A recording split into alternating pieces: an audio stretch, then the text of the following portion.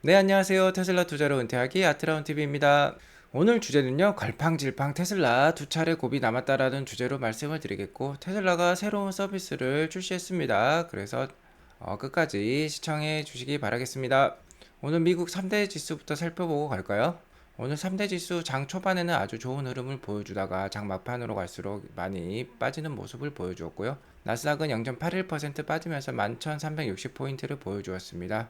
오늘 국채금리도 3% 가까이 오르면서 2.986을 기록을 했고요.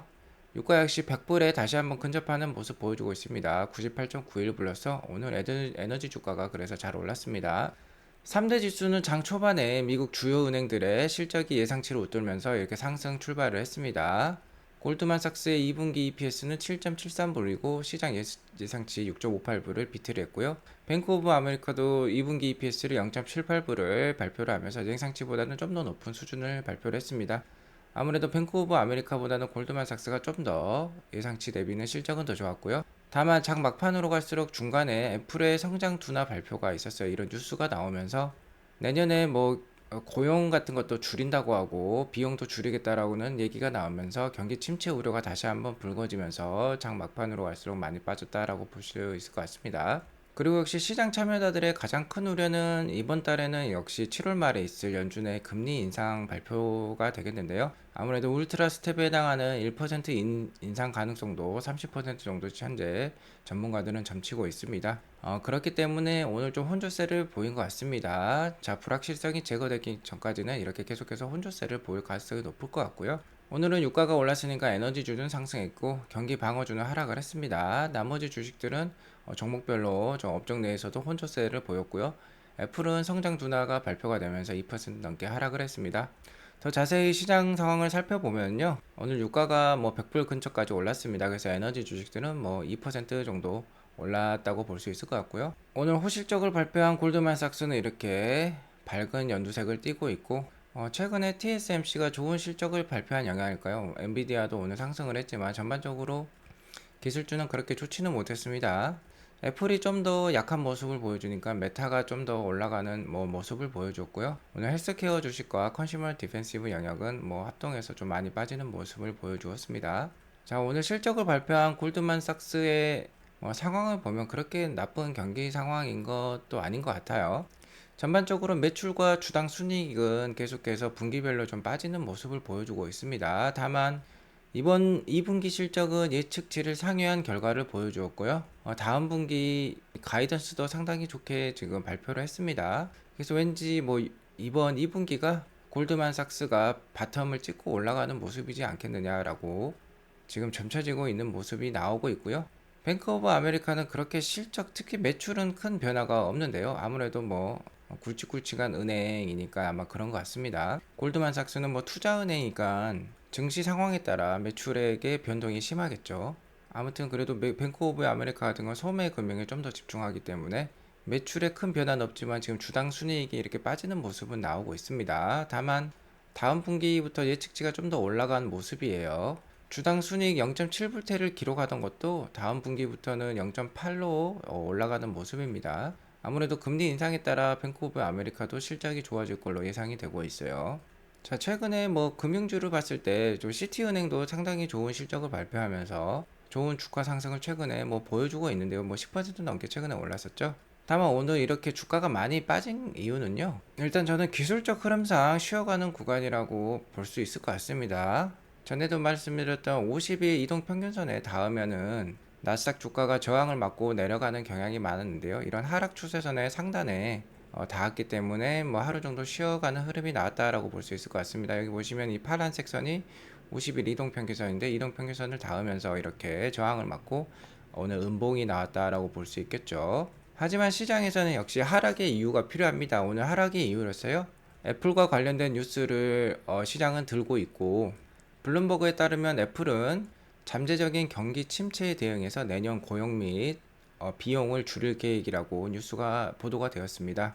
자, 이게 애플이 인원을 감축한다는 건 아니에요. 최근에 테슬라도 인원을 감축했고요. 마이크로소프트, 구글도 인원을 조정을 하겠다, 감축하겠다라는 뉴스들이 꽤 많이 나왔었죠. 하지만 애플은 계속해서 성장하는 회사인 건 맞습니다. 내년에도 신제품을 출시할 계획이고요.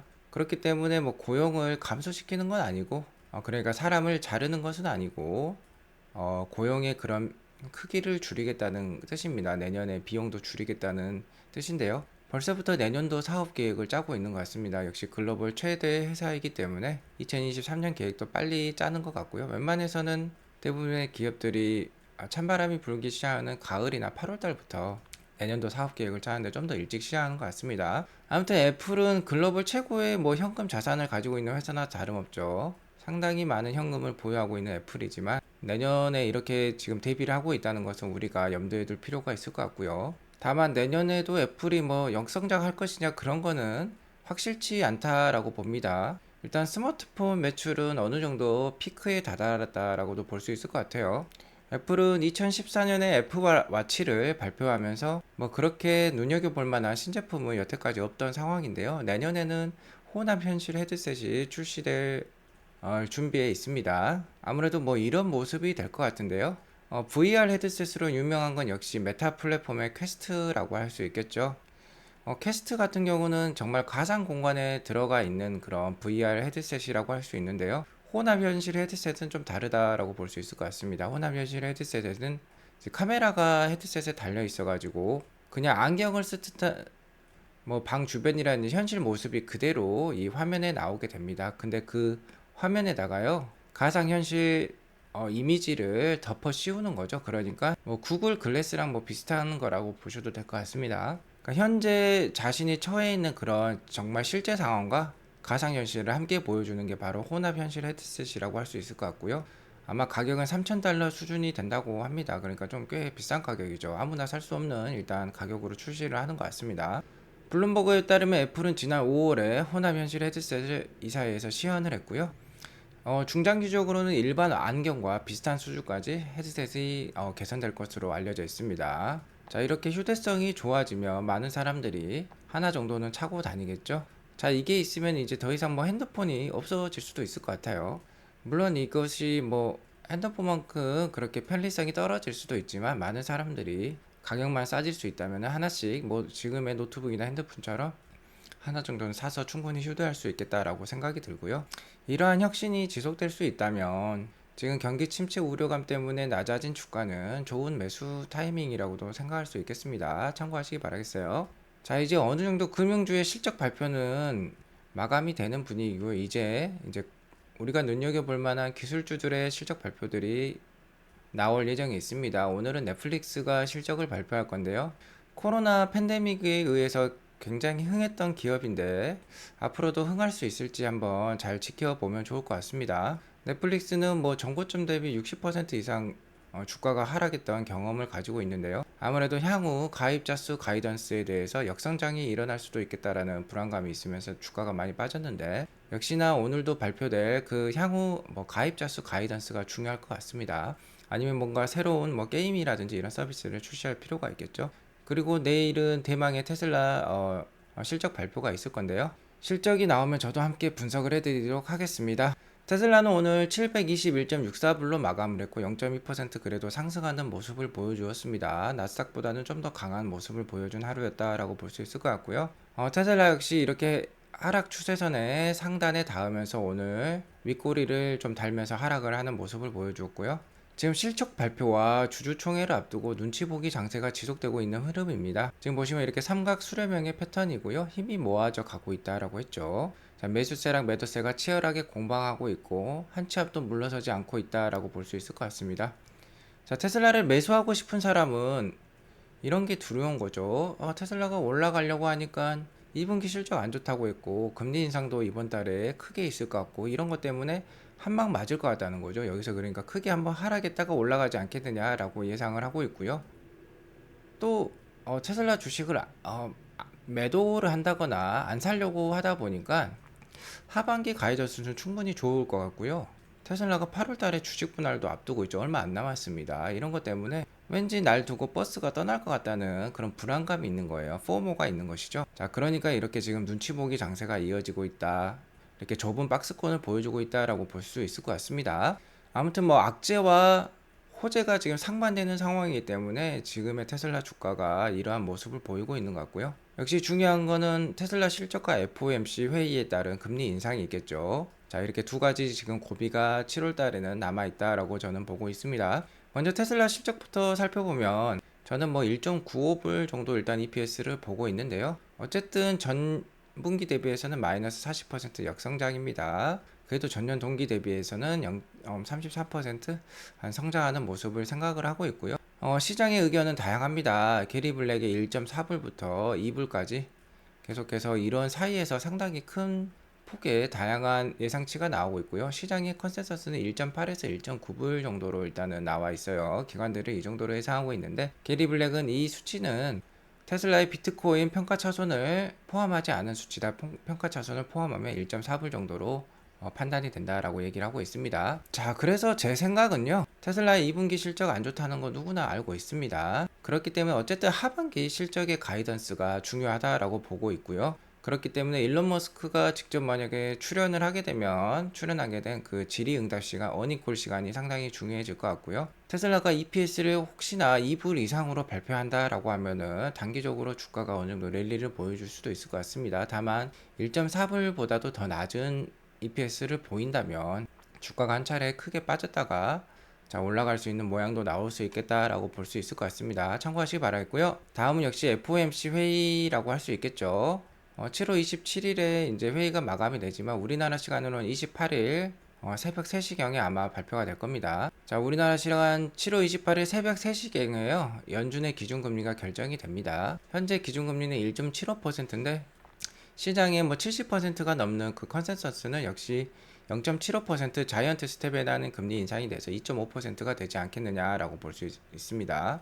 지난 2017년 정도부터 2018년까지도 금리 인상이 있었는데 상당히 차분하게 금리 인상이 이렇게 계단식으로 올렸었는데 지금 이렇게 수직으로 90도로 뭐 올라가는 금리 보이시죠? 자, 금리 인상 속도가 워낙 빠르기 때문에 최근에 주가가 최근 한 9개월 동안 주가가 길게 빠졌다라고 볼 수 있을 것 같고요. 자, 이번에 0.75%든 1%가 나오든 둘 다 엄청 큰 수치예요. 그러니까 시장이 정말 방점을 찍는 최고의 수치가 이번에 어쨌든 발표가 될 예정에 있습니다. 저는 그래서 이것을 이렇게 생각합니다. 사랑의 회초리라고. 매도 일찍 맞는 게 기분이 좋죠. 어차피 맞을 매 일찍 맞고 좀 쉬고 있는 게 훨씬 낫습니다. 그렇죠. 학창 시절 생각해 보면은 좀 그랬던 기억이 많았던 것 같아요.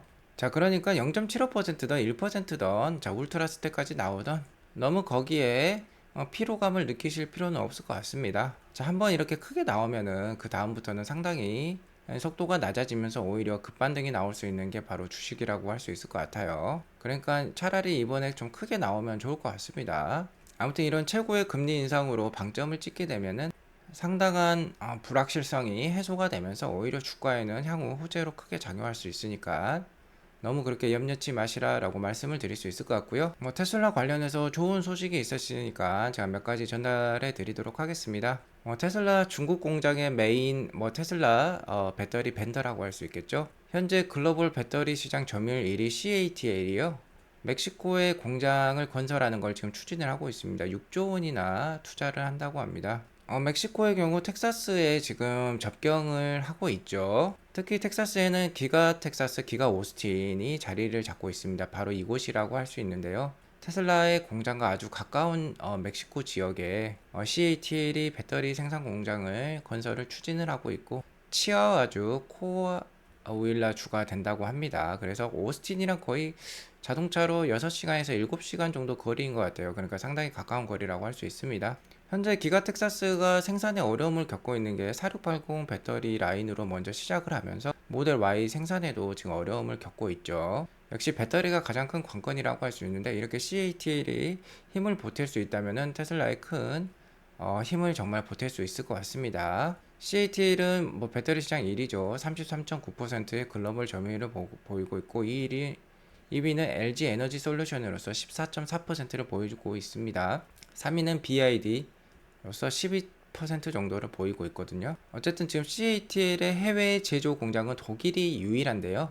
멕시코까지 테슬라를 생각해서 이렇게 건설을 해주는 것 같습니다. 아무래도 CATL이 중국 기업이다 보니까는 미국 본토에 공장을 짓는 거는 좀 어려움이 있는 것 같아요. 아무래도 정부 사이가 안 좋기 때문에 눈치를 보고 있는 것 같고, 그래서 멕시코를 택했다라고 볼 수 있을 것 같습니다. 대신 테슬라의 공장과 아주 가까운 지역에 이렇게 설치를 한다는 것이죠. 좋은 뉴스라고 볼 수 있겠습니다. 다음으로요, 테슬라가 자체 진단 기능을 출시를 한다고 합니다. 역시 테슬라는 뭐 자동차보다는 컴퓨터에 더 가까운 것 같아요. 컴퓨터도 보면 바이러스를 감시한다든지 여러 가지 CPU 온도라든지 램의 속도라든지 이런 것들 체크하는 게 바로 자체 진단 기능이 있죠. 자, 한 트위터께서 이렇게 트윗을 달아주셨는데, 본인이 애플의 스마트폰을 쓰고 있는데 지금 셀프 다이거너스틱스, 그러니까 자체 진단 기능이 지금 테슬라 앱에 추가가 되었다, 소스 코드가 나왔다라고 얘기를 하고 있고요. 실제로 자체 진단을 이렇게 돌린 기능이 나와 있습니다. 지금 보시면 자체 진단 기능이 끝났다라는 테슬라 앱에 메시지가 나와 있죠. 이건 실제 핸드폰 화면이고요. 현재 이제 테슬라는요, 300만 대가 넘는 테슬라 차량이 올해 내로 글로벌에 보급이 될 것이고, 역대 누적 수량으로요, 내년에는 400만 대가 넘어가겠죠. 자, 이렇게 되면 역시 사후 서비스가 중요해집니다. 자동차는 안전과 직결이 되는, 생명과 직결이 되는 그런 제품이기 때문에 역시 사후 서비스가 중요하지 않다라고 할 수가 없겠는데요. 차량이 이렇게 많게 되면 역시 서비스 관련된 비용도 증가하게 되는 게 테슬라라고 할 수 있겠는데, 이렇게 자체 차량 진단 기능이 있으면요, 서비스 센터 방문을 예약하기 전에 자동차가 직접 문제 자체를 확인을 하게 되고, 서비스 센터 방문 없이 해결할 수 있는 문제들은 OTA를 통해서도 해결이 될 수 있다는 거예요. 자, 여러분들 PC 같은 거, 노트북 같은 거 쓰면서 원격 진단 같은 거 써보셨죠? 회사 내에 IT 관리자가 노트북에 직접 인터넷으로 접속을 해서 노트북이나 PC의 문제를 해결해 주는 것과 같습니다. 그런 게 바로 OTA를 통해서 자동차도 해결이 될 수 있다는 거죠. 다만 뭐 기계적인 결함은 어쩔 수 없죠. 서비스 센터에 방문해야 될 겁니다. 그러니까 그것을 사전에 걸러줄 수 있는 게 바로 자체 차량 진단 기능이라고 볼 수 있을 것 같습니다. 이렇게 되면은 테슬라가 그 많은 서비스 직원들을 고용해서 고정비로 가져갈 필요가 없는 것이죠. 개개인 한 명당 서비스와 관련된 시간도 많이 절약할 수 있을 것입니다. 서비스 직원들 뿐만 아니라 고객들도 시간 절약을 할 수 있기 때문에 일석이조의 기능이라고 할 수 있을 것 같습니다. 자, 일론 머스크는 전에 북미 지역은 하루 내에 정비를 끝낼 수 있도록 하겠다 했는데, 그 약속을 이제 지킬 수 있을 것 같아요. 자, 그리고 최근에 FSD 베타 버전 11이 다음 달 말에나 출시할 수 있다라고 말씀을 드렸었죠. 버전 11은 고속도로 주행과 시내 주행이 싱글 스택으로 합쳐지면서 훨씬 더 자율주행이 진보되고 효율성도 올라간다라고 제가 많이 말씀을 드렸던 것 같습니다. 자, 일론 머스크가 베타 버전 11에 대해서 얘기하면서 10.13이 곧 있으면 나온다고 했었는데, 실제로 10.13이 이제 출시가 되었습니다. 최근에 10.12도 좋은 성능으로 호평을 많이 받았었는데요. 10.13의 기능은 10.13 같은 경우는 척스 컴플렉스 레프트 턴, 그러니까 유튜버 척이라는 분이 계신데요. 이분이 FSD 베타 가지고 계속해서 테스트 영상을 보여주시는 분으로 유명하신데, 가장 고난이도의 비보 좌회전을 계속해서 테스트를 했어요. 근데 10.12까지는 이거를 해결을 하지 못했습니다. 보시면 여기 신호등이 없는 상황에서 자, 양 차선의 평균 자동차 속도가 80km가 넘는다고 합니다. 그리고 여기 3차선, 여기 3차선이니까 6차선이 되니까 상당히 비보호 좌회전이 어려운 코스라고 할 수 있겠죠. 왜 이런 데에 신호등을 설치 안 하는지 모르겠지만 어쨌든 상당히 어려운 구간인데, 이 구간을 10.12까지는 계속 실패를 했는데 10.13부터는 일론 머스크가 이거를 해결할 수 있다라고 얘기를 했습니다. 자, 10.13이 나오면은, 이 영상이 나오면 제가 한번 또 리뷰를 해보도록 하겠고요. 10.13의 경우는 지금 어제부터 테슬라 내부 직원에게는 배포를 시작했다고 합니다. 그러니까 아마 8월 달에는 이런 영상 한번 리뷰를 해볼 수 있을 것 같아요. 참고하시기 바라겠고요. 테슬라의 최근 주가는 지난해 5월부터 신압으로 상승했던 주가를 다시 한번 보여주고 있는 모습인 것 같아요. 물론 제가 한 방 정도 더 남아 있을 수 있다고 했지만 계속해서 이렇게 저점을 높이는 흐름이 나오고 있습니다. 그리고 8월 달에는 주식 분할 이슈도 있기 때문에 뭐 상방으로 충분히 튀어오를 수 있는 가능성도 상당히 높은 상황입니다. 자, 그렇기 때문에 지금은 분할 매수로 대응하는 게 맞다라고 보고 있고요. 한 600불대 초반까지라도 그래도 열어두고 보수적으로 투자하시면 좋을 것 같습니다. 어차피 주식 투자 뭐 평생 하셔야 되고요. 뭐 10년 이상 하셔야 되는 겁니다. 그러니까 천천히 하셔도 돼요. 주식 투자는 최대로 보수적으로 하시라, 분할 매수로 대응하시라 라고 말씀을 드리며 오늘 방송 마치도록 하겠습니다. 오늘 방송이 도움이 되었으면 구독과 좋아요, 알람 설정 부탁드리고요. 오늘도 좋은 하루 되세요. 감사합니다.